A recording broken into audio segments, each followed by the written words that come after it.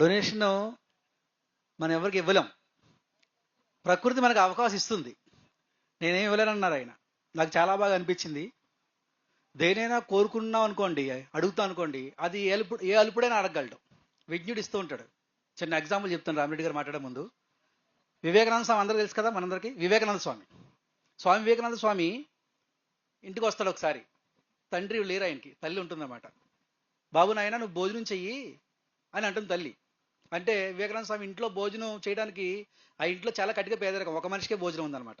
తల్లి దగ్గర అన్నాడు, అమ్మా నేను భోజనం చేయి, నాకు బయట పిలుపు ఉంది అన్నాడు వివేకానంద స్వామి. బయట ఎవరు నన్ను పిలిచారు భోజనానికి వెళ్తాను నేను, నువ్వు తినే అమ్మ అన్నాడు. తల్లి పస్తుండాలని ఆయన తింటే. సరే వెళ్ళిపోయాడు. ఒక గంట తర్వాత వచ్చాడు. ఆయనకి ఏ పిలుపు లేదు. వచ్చి ఆ స్వీట్ బాగుంది, ఆ పప్పు బాగుంది అని చెప్తున్నాడు అమ్మకి. మన అమ్మ నమ్మదేమోనని. అది రామకృష్ణ పరమహంస గారు తెలిసింది, ఆ గురువు గారు.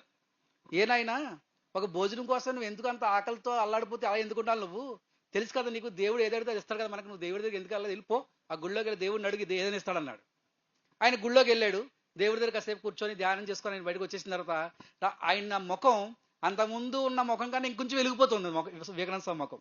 అప్పుడు రామకృష్ణ పరమహంస అనుకోండి, వీడికి దొరికేసింది, దేవుడు ఇచ్చేస్తుంటాడు అని పిలిచాడు. ఇచ్చేసాడా నీకు దేవుడు, అన్నం దొరికిందా నీకు, ఎంత ఆనందంగా ఉన్నావంటే, ఏం ఇవ్వడానికి ఆయన నేను అడిగితే కదా అన్నాడు. ఆయన ఏం అడగలేదు అన్నాడు.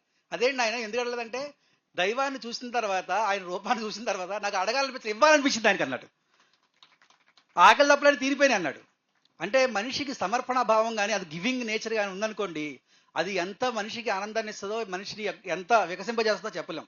అది ఆయన గురువుగారిని కలిసిన తర్వాత ఆయన అర్థం చేసుకోరు. ఆయన మాటలు నాకు అర్థమైంది.